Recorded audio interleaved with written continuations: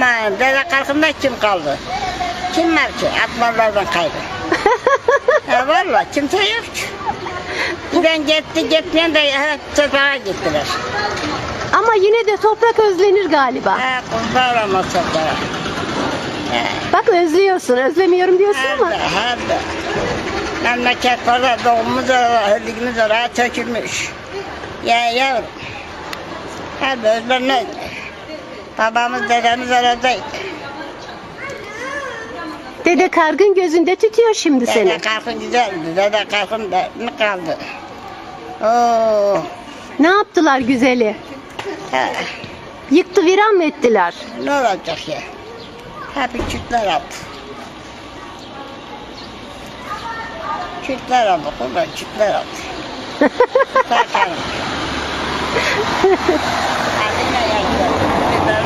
Nerede de sultan, oy sultan, oy sultan.